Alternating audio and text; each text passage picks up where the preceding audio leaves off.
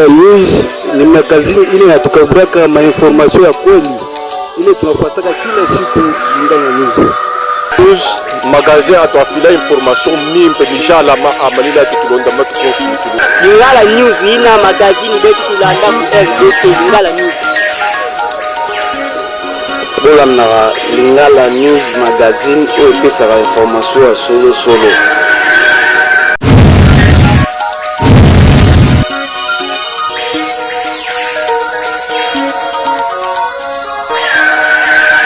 Bonjour madame. Merci beaucoup madame. Je suis monsieur Augustin Bissimois, secrétaire général du MDVC, Mouvement d'élite pour la démocratie et les vrais changements, un parti politique de l'opposition dont le président national est le professeur Dr Justin Modekereza. D'accord monsieur, comment l'évolution, comment va le mouvement, comment va la partie? Non, le parti va très très bien. À peine qu'il a été enregistré au ministère de l'Intérieur et de la Sécurité depuis le mois de septembre dernier, le parti est déjà implanté sur 7 provinces et nous sommes en train de travailler dur pour 2023 parce que le peuple est tellement fatigué, le peuple travaille d'arrache-pied pour les renouvellements de la classe politique, pour la refondation de l'État, dans le sens à aller dans les redistributions justes des richesses nationales. C'est la raison pour laquelle nos téléspectateurs nous ont demandé de pouvoir encore et encore vous contacter, parce qu'ils voient que le travail que vous êtes en train de fournir, ça donne des fruits. Ah oui, nous ne pouvons faire que les féliciter et leur demander de continuer à nous faire confiance. Et nous sommes en train de travailler dur pour arriver à changer la classe politique. Nous croyons sincèrement que pour changer les systèmes de gouvernance, il faut changer aussi les acteurs parce qu'on ne peut pas vouloir faire du bien avec du faux, ça ne marchera pas. Ok, sans pourtant tarder, nous allons déjà passer au sujet qui fait débat, vraiment. C'est pour ça que nous sommes venus voir, non? Aujourd'hui, avant déjà le discours du chef de l'État, il avait promis à ce qu'il lancera une séance de consultation pour parler un peu avec les gens de toutes catégories. Et après cette consultation, nous avions dû revenir encore auprès de la population pour donner les comptes rendus. Et donc, comment jugerez-vous d'abord les consultations du chef de l'État? Pour nous, au niveau du MDVC, nous avons eu à suivre ces péripéties. Et en ce qui concerne les consultations, nous avons dit que c'était pour nous, franchement, un non-événement. C'était tout simplement des stratégies de pouvoir recréer la légitimité, parce qu'au fait, le chef de l'État s'est rendu compte que lorsque ça ne marche pas avec l'FCC, et donc ça va être compliqué pour lui, il fallait chercher cette légitimité populaire. Parce que vous savez, ça fait 2 ans qu'ils sont en train de gouverner ensemble, le peuple n'a rien vu, il n'y a pas du courant, il n'y a pas de l'eau, il n'y a rien du tout. Donc on se rend compte que les gens sont dans des guerres inutiles. Voilà, il fallait trouver des mécanismes appropriés pour arriver à embarquer la population et chercher cette légitimité populaire qui n'a pas eu en 2018. Et donc je crois que c'est ça le combat. Et le reste n'est qu'un slogan du genre saï saï, tout ça et sobé. Bon, et nous on s'en moque, on observe de loin en tant qu'opposant. Croyez-vous que cette consultation aboutira à de bons résultats? Bon, déjà les consultations ont eu lieu et les résolutions ont été suivies. Mais nous croyons que c'était des résolutions qui ont été prises évidemment de manière cavalière, en ce sens qu'elles n'ont pas eu à toucher les vrais problèmes de conflit. Et donc le chef de l'État a dit qu'il était bloqué. Et le blocage venait d'où? Du FCC, selon les chefs de l'État et son parti politique, l'UDPS. Et donc, si Kabila, le FCC, avait bloqué, et donc, qu'est-ce que Kabila réclame de Tshisekedi? Pour Kabila, Tshisekedi n'a pas réussi, n'est-ce pas, à respecter l'accord. Et donc, pour qu'il y ait cet accord-là, pour que Kabila demande quelque chose à Tshisekedi, qu'est-ce que Kabila a donné à Tshisekedi? C'est ça le débat. Et lorsqu'on veut résoudre un problème, une crise, on doit arriver à chercher ses racines. Et pour nous, au niveau du MDVC, on n'a pas touché, n'est-ce pas, les racines du problème. Les problèmes se situent au niveau du fameux accord, l'accord obscur. Dans cet accord-là, les clauses disaient quoi? Que Kabila devrait faire quoi à Tshisekedi et Tshisekedi devrait faire quoi? Et qu'est-ce qui est entre les deux? Qu'est-ce que Kabila avait donné à Tshisekedi pour que Tshisekedi lui soit, n'est-ce pas, redevable? C'est ça le débat. Et nous avons exigé que pour résoudre les crises, qu'il y ait un dialogue national. Eh bien, Tshisekedi a fait le gros dos. Il a voulu passer par les consultations et nous avons vu comment elles se sont passées. Les consultations, à 90%, ont concerné les personnalités politiques qui ont des comptes à régler à Kabila. Et quand vous avez à consulter des gens pareils qui n'ont que des problèmes à régler, ils ne peuvent que vous donner des mauvaises solutions. Et voilà, le président vous dit qu'il va créer l'union sacrée, il va vouloir se faire la majorité. Et donc, des nouvelles notions que nous n'allons pas digérer. Comment est-ce qu'un enfant qui est en train d'apprendre en première année primaire ou en première année, n'est-ce pas, des humanités, pourra comprendre qu'on peut avoir la majorité 2 ans après les élections? Ça veut dire que c'est des nouvelles notions qu'on est en train de nous donner et nous sommes spectateurs, nous sommes en train d'observer où est-ce que la machine va aller, mais pour nous, sincèrement, ça ne sortira, en tout cas, ça va accoucher d'une souris morte. Nous sommes désolés. On va un peu mettre dans le vin, parce que ça chauffe déjà. Vous êtes secrétaire, je rappelle, vous êtes secrétaire général de mouvement MDVC. Nous avions vu au cours de cette consultation, il y avait les 2 grandes personnalités, les 2 grandes personnalités politiques comme Jean-Pierre Bemba et Moïse Katumbi. Ils étaient aussi allés visiter les chefs de l'État dans le cadre des consultations. Et voyons aujourd'hui, la semaine passée, le week-end, ils étaient allés encore revisiter les chefs de l'État. La revisite des chefs de l'État, comment jugez-vous ça? Bon, encore une fois, pour nous, en tant qu'opposants, nous avons résolu de regarder à distance l'union sacrée, que beaucoup de gens appellent déjà union sucrée. Vous savez, nous sommes en train de nous rendre compte que les choses vont de mal en pire. Pour ceux qui ne le savent pas, M. Tshilombo avait un problème de gestion d'un seul accord. Parce que lorsqu'il était en coalition avec Kabila, il s'agissait là d'un seul accord face à un seul partenaire.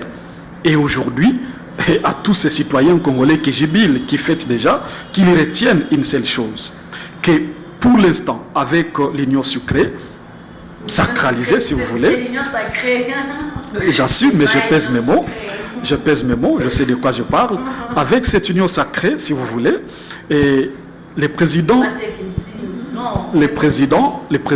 aura affaire cette fois-ci à plus de 5 accords et face à 5 partenaires différents.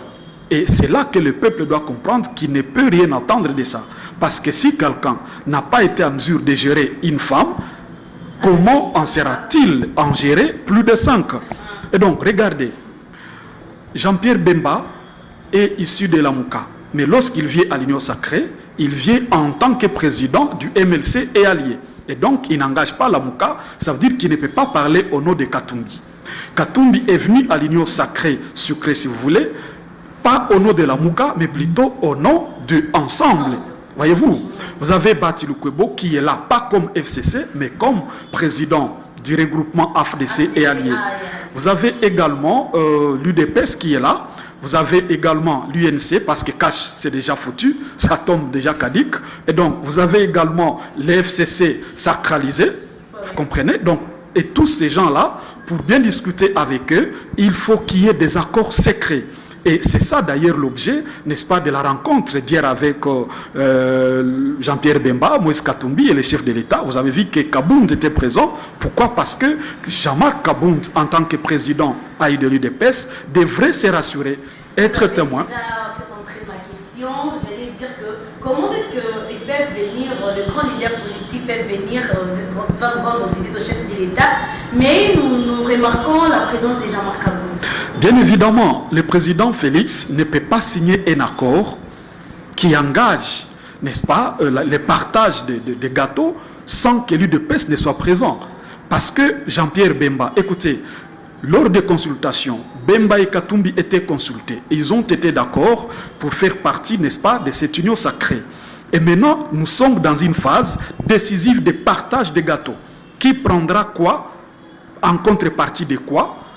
Et pour qu'on se rassure qu'il y a des garde-fous, est-ce qu'il y a des témoins? Est-ce qu'il y a des papiers signés? Voilà les débats, voilà au stade dans lequel nous sommes aujourd'hui. Et il faut dire la vérité à la population. Et vous allez voir qu'après Jean-Pierre Bemba et Katumbi, ça sera peut-être Bati Lukwebo, ça sera peut-être Rubota, ça sera ainsi de suite, Union sacrée ou FCC sacralisé. Donc, absolument, absolument, parce qu'ils se sont déjà entendus sur, n'est-ce pas, le fait d'aller ensemble comme union sacrée. Maintenant, il faut arriver à signer des accords secrets pour arriver à ce que chacun se rassure de qu'est-ce qu'il gagne en contrepartie de ce qu'il apporte. Vous apportez grand-chose à quelqu'un qui n'a pas de majorité. Maintenant, vous lui amenez la majorité, n'en déplaise aux moyens, et donc vous devez vous assumer qu'est-ce que vous lui donnez comme garantie. C'est ça, évidemment, le débat. C'est pas apparemment de la population. En fait, mais non, pas du tout. Pas du tout. Les FCC tombent. Non, mais écoutez. Sans avoir rien après. Nous, au niveau du MDVC, nous sommes sidérés lorsqu'on parle du FCC. Vous savez, lorsqu'on dit que l'FCC doit tomber, nous nous posons des questions. De quel FCC s'agit-il? Est-ce qu'il s'agit du FCC dénomination ou il s'agit du FCC acteur? S'il s'agit du FCC dénomination, là, je comprends qu'ils ont raison. Parce qu'ils veulent effacer l'FCC non dénomination. Mais ils ont besoin du FCC acteur. En ce moment-là, le peuple va se poser des questions. Quel est le vrai problème de la population? Est-ce que c'est le FCC dénomination ou FCC en tant qu'acteur? Et nous constatons que l'UDPS et le président Tshisekedi, ils ont beaucoup plus besoin, n'est-ce pas, du FCC acteur. Or, s'il est bien établi que le FCC est celui qui avait enterré la République, et le peuple ne peut pas attendre grand-chose dans cette union sacrée, n'est-ce pas, renforcée par ceux-là qui ont enterré la République. C'est comme ça que l'MDVC s'est dit rester à l'écart, n'est-ce pas, en tant que gardien de temple, pour rester, n'est-ce pas, aux côtés de la population, en train d'exiger que l'union sacrée donne du courant, de l'eau, des emplois à la population.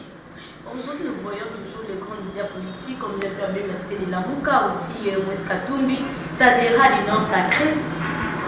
Maintenant, quel est l'avenir de Lamuka d'après vous? Existe toujours ou bien pour vous? Non, maman, je ne suis pas de Lamuka, je ne peux pas répondre, n'est-ce pas, à la place des autres.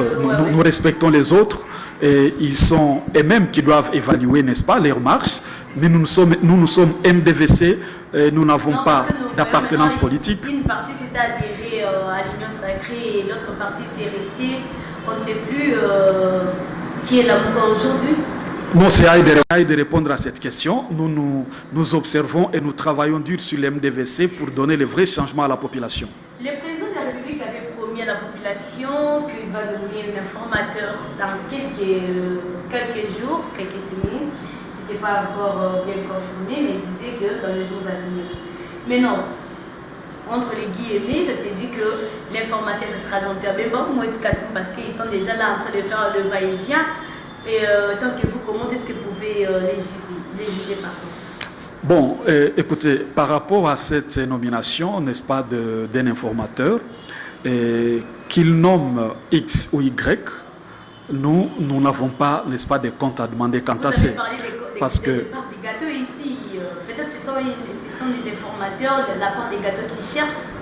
C'est ce que j'ai dit. Écoutez, qu'on nomme Jean-Pierre Bemba, qu'on nomme Moïse Katumbi, qu'on nomme Bati Lukwebo, pour nous, ça nous est égal, parce qu'il n'y a pas là intérêt du peuple. Je l'ai dit, n'est-ce pas, en tant qu'un homme politique. Regardez, est-ce que les gens savent que l'UDPS est un parti unitariste? Est-ce que les gens savent que les partis de Kyungwa Kumanza, les partis de Mwando Simba sont des partis, n'est-ce pas, fédéralistes? Et donc, comment allez-vous comprendre que les unitaristes et les fédéralistes se mettent ensemble et que les gens nous trompent, qui vont nous donner les saluts. Arrêtons. Il faut arrêter de se moquer du peuple. Donc nous pensons qu'ici, le peuple doit travailler dur pour 2023 et arriver, n'est-ce pas, à s'étailler, n'est-ce pas, des décideurs, des gouvernants qu'il faut et qui répondent réellement aux aspirations de la population. Mais pour l'instant, franchement, qu'on nomme X ou Y, pour nous, c'est une même équipe et l'on ne peut pas vraiment prétendre que parce qu'X a changé de Varese, il a cessé d'être joueur de telle équipe. Nous disons non. Je rappelle encore, vous êtes secrétaire du mouvement MDVC, qui est un mouvement d'élite pour la démocratie et les vrais changements. Nous sommes là à la fin déjà, nous jetons déjà à la fin. Et dernier message, déjà nous arrivons déjà à la fin de l'année 2020. D'abord un message de vœux lumière et puis un message fort à la population qui vous suit. Merci beaucoup. Nous sommes en train de demander à nos téléspectateurs, au peuple congolais, que ce soit à l'interne, que ce soit à l'extérieur du pays, de continuer à se mobiliser comme un seul homme pour que 2023, les théâtres politiques puissent cesser dans notre pays. On en a déjà marre. Il y a les fonctionnaires de l'État qui ne savent pas sur quel sens se vouer et ils n'avaient pas déjà grand-chose, mais on a vu un chef de l'État venir, du coup on les a arrachés 15% de leur salaire. Entre-temps, je n'ai pas cette information, je vais vérifier. Entre-temps, à la présidence, on a triplé les salaires, les enseignants sont en train de souffrir, les policiers... Merci beaucoup, c'est vous qui nous informez. Les policiers et les militaires continuent à souffrir. Il n'y a pas de l'eau, vous avez vu les bidons circuler partout.